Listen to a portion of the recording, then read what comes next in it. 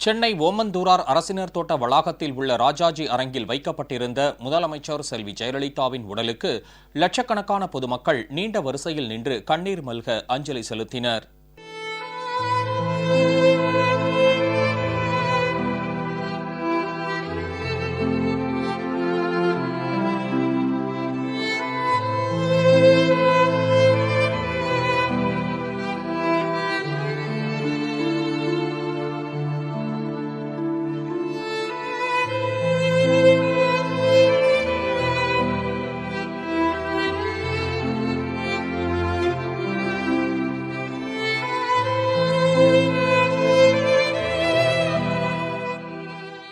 உலகெங்கும் வாழும் தமிழ் மக்களின் நெஞ்சங்களில் நீங்கா இடம்பெற்று அம்மா என்று அன்போடு அழைக்கப்பட்ட அஇஅதிமுக பொதுச் செயலாளரும் முதலமைச்சருமான புரட்சித் தலைவி செல்வி ஜெயலலிதாவின் மறைவு தமிழகம் மற்றும் ஒட்டுமொத்த உலக தமிழ் சமுதாயத்திற்கும் பேரதிர்ச்சியையும் தாங்கமுனா சோகத்தையும் அளித்துள்ளது.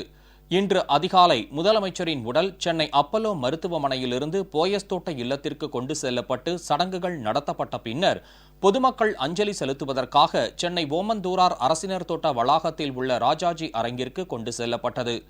கடல் அலை என திரண்டு வந்த லட்சக்கணக்கான பொதுமக்களும் அஇஅதிமுக தொண்டர்களும் இன்று அதிகாலை முதலே நீண்ட வரிசையில் நின்று தங்கள் மகத்தான தலைவருக்கு கண்ணீர் மல்க இறுதி அஞ்சலி செலுத்தினர். பல்வேறு அரசியல் கட்சிகளின் தலைவர்கள், சென்னை உயர்நீதிமன்ற நீதியரசர்கள், வெளிநாட்டு தூதரக அதிகாரிகள், முக்கிய பிரமுகர்கள் உள்ளிட்ட பல்வேறு தரப்பினரும் மறைந்த முதலமைச்சர் செல்வி ஜெயலலிதாவுக்கு இறுதி அஞ்சலி செலுத்தினர்.